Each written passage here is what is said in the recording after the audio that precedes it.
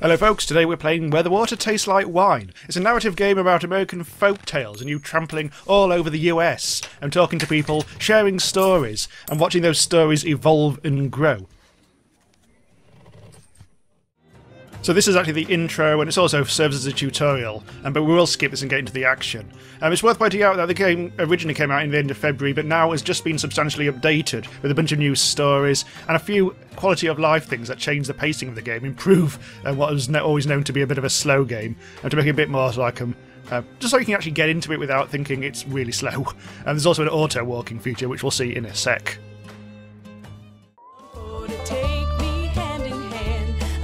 And we're put out on the road. You'll get used to the fact that there is singing in the background. I'll have to turn this quite a bit down. But yes, now you're actually let loose on America. Let's try and remember the map button. There it is. We're currently in Maine, and we've actually got quite a lot of the US to go. The full game apparently takes about a good 10 hours to get through, and you're just like crisscrossing America, coming across characters you've met before, and it's all a thing. Let's first of all see what's going on here. This bungalow is being ransacked. There's furniture piled in the front yard, ammunition heaped under the mailbox, and a crowd of clean-cut men ripping apart a car in the driveway. Strange. The two heavily armed, mud-caked women leaning over the porch railing share the same bored grin. One shouts at you.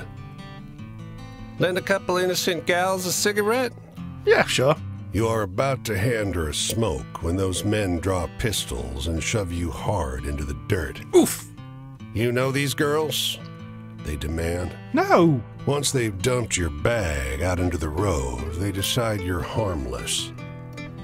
"If you were selling booze too, you'd have a lot more cash," sneers one. On the porch behind him, the two bootleggers are fingering their empty rifles, grinning in disappointment. Move on. So we've gathered that story, and at some point, when we actually meet other people on the road at camps, we'll be able to trade stories. I'll learn more about them, and it'll all be great. I'll be able to use that what I've collected as a particular type of story. And you've got to kind of like remember the stories that you've learned. So when you're actually telling stories, whatever. So you can actually give them the stories that they actually want. If they want an exciting story or maybe a sad story, you've got to sort of like basically remember what the best ones to do are. And if you tell them enough good stories, they will eventually open up all the more, and you'll be able to get better stories and all that.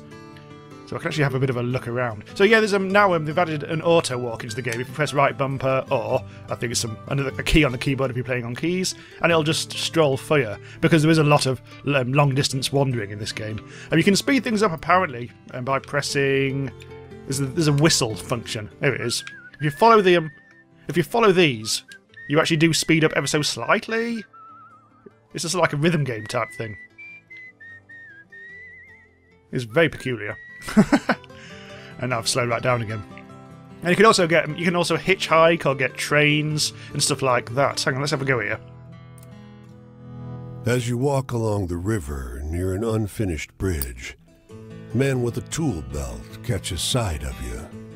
"Hey, over there," he calls out. "You look like you could use a quick way to get some hard-earned money." Hard-earned is right. The bridge hangs high over a perilous drop. I accept. "Great," he exclaims. "Suppose you'll want a safety belt. We Thunderbird people don't need them. We fly when we fall." He chuckles. Oh, belt up, mate. You find yourself up high, looking over the rushing river that crashes around the foundation of the bridge. As you work side by side, the man mentions, "You can see Thunderbirds up here if you know how to look." Huh? You ask him to explain. "Practice your peripheral vision, if you dare. Last thing you need up here is for them to see you seeing them and come swooping at you," he says laughingly. You only see the clouds thicken, but it sure does pass the time working. The man pays you well when you're done with the job. Alright, let's go. So there is actually like survival mechanisms in this game as well, believe it or not. There's like money and sleepiness and I think something else. Well, there is. You've got to make sure. I think it's food, just like food and thirst sort of stuff. Let's go continue along the road. We're currently getting towards Burlington. It's getting quite into the evening hour, I think. Let's have a bit of a look around. Oh, a bit of stuttering. Oh, hang on. Looks like there's something over to the right. But let's go to Burlington in a moment. Burlington, Vermont. His clothes are expensive, but unkempt. A tailored jacket stretched and warped out of its best fit by long days on the road. His thinning frame weighs down the boxcar next to yours. You got a light, friend? Yeah, sure. You offer a match, which bends and nearly snaps as he scratches it against the pitted iron edge of the boxcar. Thanks, he mumbles, perching one last cigarette on his lip. So, where are you going? Don't rightly know where I'm going. You notice how deeply wrinkled his clothes are. It's as though a huge hand plucked him from a high society party and crumpled him up like a sheet of paper. They built a railway just past Missy Hudson's estate. Damned racket ruined our soiree. Might have been a few bottles of Armagnac too many when I walked down the tracks to tell them to keep it quiet.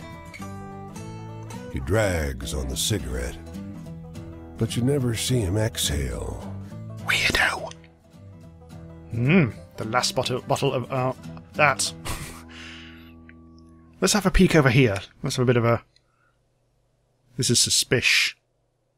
Tucked in the very edges of Vermont. Search. Oh, hang on. I have to read this. We're hiring pickers, the farmhand says. Today only. He drives you over. 30 or 40 people are already making their slow way across an impossibly vast field that touches the hazy horizon. Back-breaking work, but the folks are friendly, and the pay is okay. I think I might have actually got some cash out of that. Oh, it's all getting very ominous sounding. Let's... Oh, which way have I come from? I think it was over here, wasn't it? Oh, I didn't come from. Or did I? It might actually be back the way I came. God. Hang on, let's have a look at the map. That's the little manual. That's the map. There. Ah. Oh, I'm in New York. Ooh. Just over the border of New York. Oh, yes, there we go. Yep, New York. Let's have a bit of a... Oh, I'm actually press the hitchhike button. Let's do a bit of whistling. Let's get our wiggle on.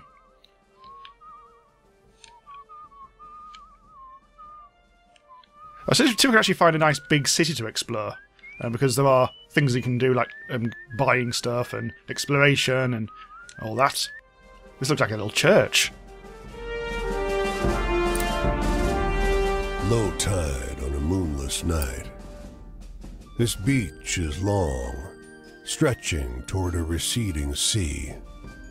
It outshines the stars with its presence, a streak of sickly colored light, leaving a trail of distorted fire. It slowly creeps along the sky like a vast worm, though you know that, given the distance, it must be moving at great speed. Now, this is the first time we've actually got a choice in a story that actually means, but we'll get a different kind of story from this experience. I can choose look back at the shore or keep looking in the sky. And the little icon indicates that we will get different types of story, either 5 different types. I think there's like exciting, scary, love, that sort of thing. I'm not quite sure how to interpret these symbols, but let's keep looking at the sky. Let's get an Earth story. A lot of this is about getting a balance of stories, so you don't want just exciting stories. So when you do actually get to meet people, you can actually give them a variety of different sorts of stories as they demand. Its parabola heads south to north. In the far distance, just for a second, a boardwalk town is engulfed in light. With a rumble, its street lamps and windows dim, then go dark. How peculiar. Let's have a bit of a go over here. There aren't any cars on this road, which is a shame, because then we'll be able to get a little bit of a lift. Where are we now? In border of New York and Pennsylvania, over to the left there. Over there's Canada. Hello, Canada. Right, let's get whistling.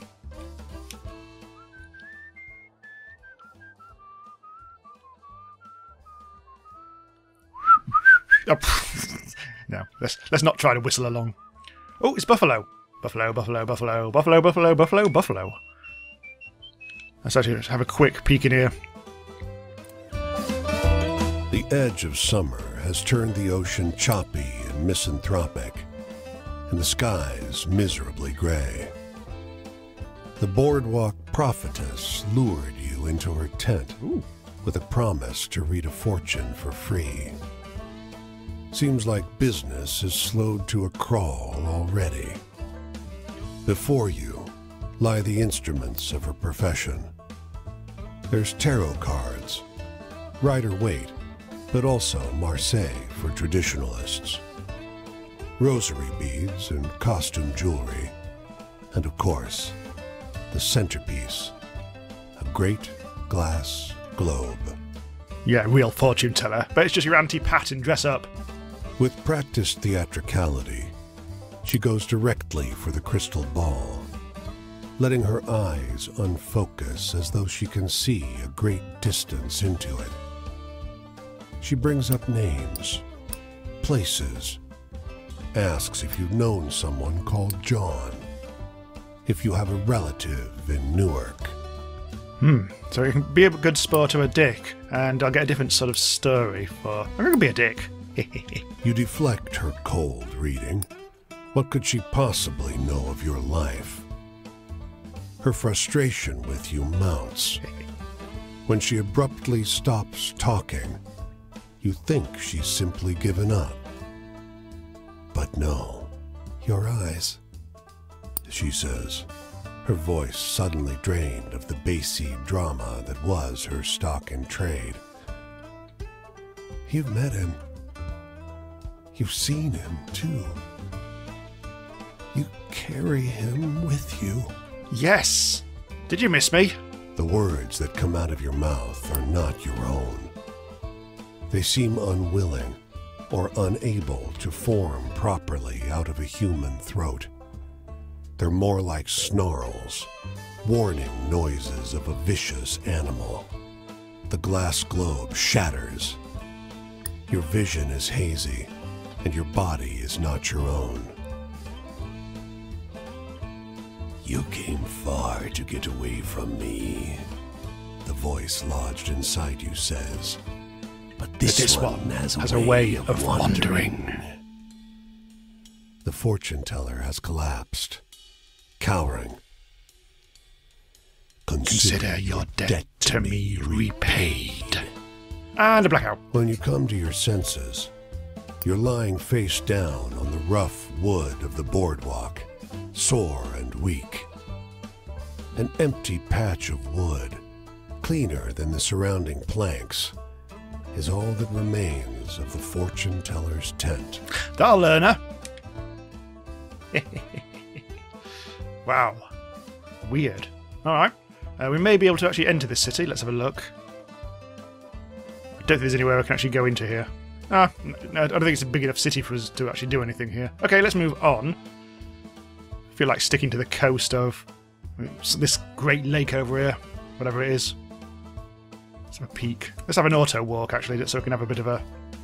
Oh, if you turn the camera, that also happens. Okay, let's not do that then. Let's just let it go for a bit. Oh, hang on. Oh, in the distance!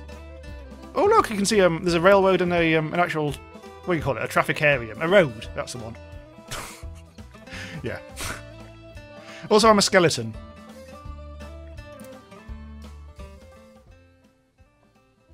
A preacher watches you with an odd look. Suspicion? Pity? He beckons you into a church and starts counting cash out of the donations box. Hush, he says, trying to silence your thanks. He piles the coins into your hand. You look like you need it more than we do.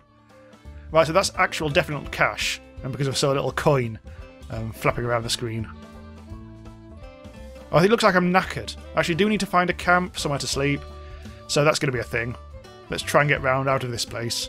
So we do need to find, well, a little prompt, I guess. I probably shouldn't have gone up that way, should I? That was a nasty little dead end. Ah, look, it's route number 30. That looks like a good place to actually head towards. Pittsburgh. Let's go cross-country to some extent. Quickly put on the auto walk. Looks like there's a big fire over to the right. Just on the other side of that road. Ahead, a great river of some description. Oh, it's a train station there. You have to pay for that. We probably do actually have the money, but we wouldn't maybe go back the way we came. Not quite sure. Well, let's go to Pittsburgh. It's a bit of a wander. Bit of an explore, maybe. The women are oblivious to your approach. Their eyes are shut. Their touch, where they hold hands, is gentle. They speak in low tones. One stifles a burst of laughter, but it brings a smile to their faces. "Sorry," says the one who laughed. "Don't be," another assures her. They don't look up. So here I've got a choice of pass by quietly or step louder. That one looks very similar to what we had before, with the exciting fortune teller stuff. So let's go for this, the step loudly, which is a different kind of story. The branch snaps beneath you. The youngest jerks her eyes open and snatches her hands free from the circle. "It's all right. He isn't coming back," soothes the eldest. She turns to you. "You could join us, if you've got something you're grateful for." I give thanks. Your words go unremarked. The youngest, holding your right hand, takes her turn. "And we give thanks for those who left, who we wanted gone, for the skills to thrive without them, and for the companions who make the effort joyful."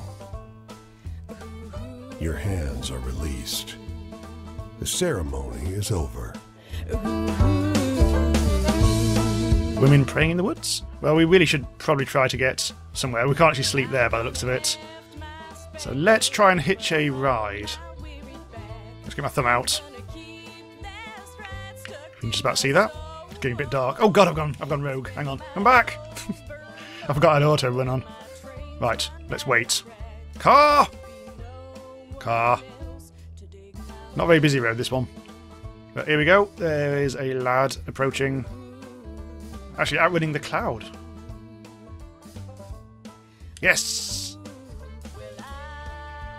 Success. Oh! Ohio. Or Oiho, if it's upside down, I guess. Are we going towards that fire that we saw? Do do do do do do do do do. I wonder if that's a camp. I think it is, yes. How do you get out? How do you get out? Get out! No! There's no button to get out! Ah. Where do I go then? Oh, I missed my fire. Oh! I thought I was going to get murdered. Where are we going anyway? We're going to Chicago. Bloody hell, that's now there's a big city. Yeah, for some reason the map does stutter a little bit, which is a shame. But there's more. There's more. Oh, there's another bloody train station here, and there's another camp ahead. That fire. Oh, that obviously the fire indicates. Oh, I better enter it actually. Yes. Let's earn some cash. You wander the streets of the city looking for a way to make some cash. Let's look for some work. Digging holes? Not what you had in mind. But damn, they're digging a lot of holes in this park. A foreman assigned you to a work group with a mix of other dishevelled men and women and send you off to dig a pit by the water fountain. The foreman keeps coming by to ask what you found. At one point, you dig up something suspiciously bone-like, and everyone gets really excited. Oh, it's time team. It breaks apart in the foreman's hands, though. Just a rotten stick. By nightfall, your many holes have turned up nothing interest. The foreman pays out pretty well. So on the right is what I've actually got. I've got coin, I've got stamina, or whatever that is, and I've also got only half sleep. That's them starting to deplete somewhat. Let's explore. It's the midday, and yet this whole neighborhood is eerily quiet. Everyone seems to have retreated into their homes as if warned of something. You soon realize what? The reciprocating sound of a Thompson gun emptying its drum. Run for cover! You get behind a car, putting the engine block between you and the sound. But it's muffled, coming from inside a building. You're in no danger, you think. Let's have a look. And running down the cobblestone street, a man in fine, blood-spattered clothes. He has his hands out, mouth open, screaming something. But you don't catch what he says. He's drowned out by gunfire, and his body slumps to the ground. I'm going to go with this one because this looks like a tale of terror. That might be useful. Run away! You find an alley and follow it, away from this side of Chicago. Only one more shot rings out in the distant air, as if to confirm what you had seen. Huh. The killer's on the streets. Now, I could actually buy some stuff, but that would actually restore heart, which we don't really need to do, so I'm not going to spend my cash. I think I have £1. That's basically it. I'm not going to go on the train station. I'm actually going to have a bit of a leave. Let's try and find a camp. I'm sure there's one around here. Oh, yes, it's right there. Good. I'll skip that story, and we'll go straight here. Camp. Who will we meet? Cassidy by Matthew S. Burns. Chapter 1, You and Me. I've met a lot of people like you on this road. There's something you want from it, isn't there? The desire that scratches and scrapes away at the sides of your body. Does being out here feed that part of you? It's that way for me. Living in a state of motion, resting nowhere, returning to no one. I've been a wandering ghost for a while now, and I'll be that way for some time to come. But that's a fate I should have known I was in for. I'm a poet, after all. Alone, out here. I spend too much time inside my own head. Can you tell me a hopeful story to lighten my mood? So you can see how it is basically on the road, the game at times, especially with some more explicit sort of feels. Oh yeah, because this is the first time I've come to camp, it does actually give you a little bit of an explainer here. Here are all the stories you've collected so far. They're organised by subject. This is the subject of this story here, so faith and trust. If you tell this person a story about love, they will tell you something from their own life relating to the subject of love. As the night goes on, this icon will move left to right, so you've basically got about 6 stories. If you tell them the type of stories they request, you'll gain their trust and the eye will open. And when it opens fully, the next time you meet them, they'll open up more about their life. They'll remember this from conversation to conversation, so don't feel you need to open the eye all the way the first time you meet someone. Dance around, get to know them. So let's see, this is, yeah, so we've got not everything unlocked, but we've got quite a few things. We've got sadness, we've got authority, freedom, bondage, traps and... oh, hello. Traps and imprisonment. Heaven, desires fulfilled, wishes come true. Faith and trust. What did he ask for? It was a hopeful... oh, he wants a hopeful story, that's right. Well, freedom. Let's see what's in the freedom category. Oh, we've got 2. The story of the bridge builders in Vermont. The story of the women praying in the woods near Pittsburgh. Maybe. Let's have a look at some of the other ones. The fortune teller, that's not a hopeful story, is it? That's a horrible story. Now, this might be good. The story of the light from the sky in the northeast. Let's see if this actually does any benefit. That reminded me of the kind of thing I used to write in school, just to be shocking. Alright. Heaven, we look for it in other people. We all want someone to fill the absence in our lives. I would say, perhaps that's a lost cause. I search for someone out there, some kind of connection, someone to complete me. Silas said, you've become too attached to the idea that someone can complete you. Try letting go. So, this is me, trying to let go. Sometimes I want to hear a sadness that resonates with my own. Do you know any stories like that? Right, let's see, what have we got? We've got bloody sadness for days here. The killers on the streets. Oh, I thought that was more of an exciting story. We'll go with it. See what he thinks about this. I thought this was some, well, Matt Terror. That one was like getting locked out in the cold with nothing but your sorrow. I liked it. Oh, I was wrong. I know sadness. These days, the melancholy just settles over me like a heavy bay fog. It makes its residence with me, and I accommodate it. Hipster. I start to think, well, the world isn't made for being happy in. Not for someone like me. My old friends have their happiness. Jess and Deborah, Pauline, Silas too, maybe. And good for them. It'd be wrong to begrudge someone their happiness, wouldn't it? No matter how jealous you are, I need an optimistic story right now. Something to put a smile on my face. So there's all these different characters you meet throughout the map, and each one of them is actually written by a different person, and there's like different narrators and everything. So it isn't just like the original narrator who does this. There's like loads of voices.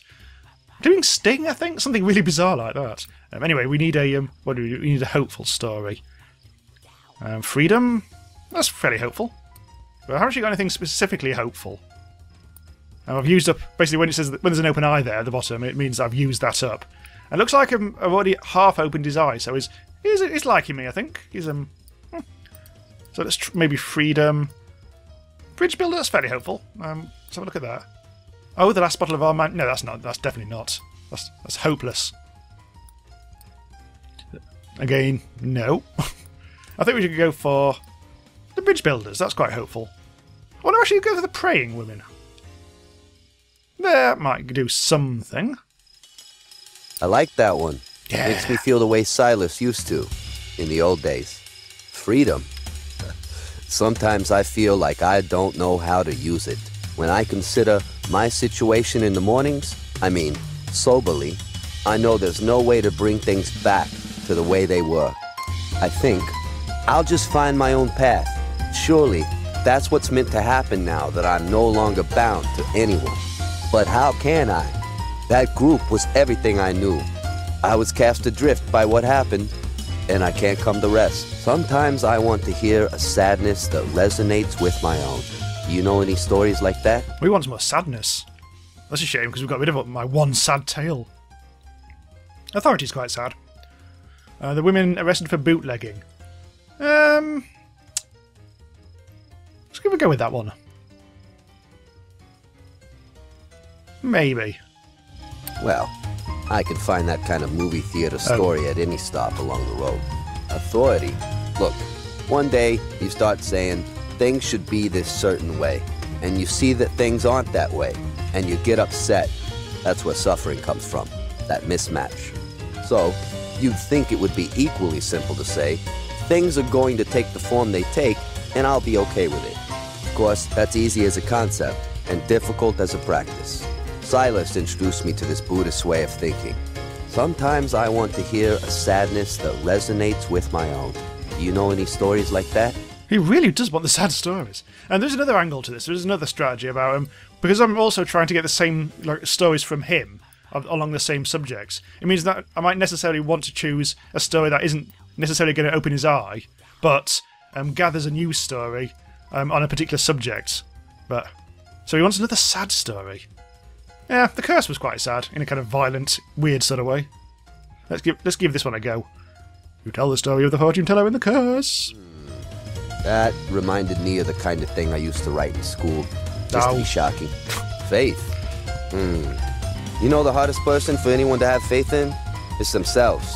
Sometimes I think there are things we know deep down are true, but we tell ourselves the opposite thing, just to get away from having to face that truth. You ever done this? Sometimes you love someone and you tell yourself you don't. Sometimes you know something is right and you tell yourself it's wrong. You have to find some trust in yourself to understand it. I miss the old group. I really do. I still have that image in my head. Pauline's house, the poets, Jess, me. But on top of them all, there's Silas. In my memory, he looms, he haunts. You ever meet someone so far above everyone else? It's like they were from a different plane altogether. Yeah, Dean. That was him. A divine presence among normal human beings. Silas was part of the group, but at the same time he wasn't. He was better than any of us. Wiser, gentler, stronger. More handsome. We all held him in respect. We were in awe of his power as a writer, in reverence for the beauty of his soul. I still love him. Look, I'm headed out this way. If you find yourself out there, maybe we'll meet again. Right, so yeah, he's been added to the map, so these characters do actually move around, and you can go and find them again, or find new people. And also, when you tell people stories, you may eventually get the same story told back to you by a character, but embellished and made more exciting. And that's something that you need to look out for and gather, apparently. Achievement unlocked, The Beat Poet. Cassidy Chapter 2 now available. Ooh, so I've got Cassidy's verse as a story. Rather nice. All very lovely. So we'll better stop here. This is a very slow-paced game. It's not really the sort of thing you can really let's play at all, to be honest. But I've given it a go. And because I do actually want to bring your attention to this if you missed it first time round. Apparently it didn't do very well when it was first released in February. I don't think people knew what it was all about and whatever. Anyway, so yeah, do check this out if you fancy it. It's actually quite an interesting game. Currently on sale as I make this video, although not quite sure when it's going to come out. But yes, it's just been updated with, as I say, new stories and a few extra quality of life functions. So they are still working on it. They're still trying to make it as the best game they possibly can, which is always nice to see. Okay, so thanks for watching.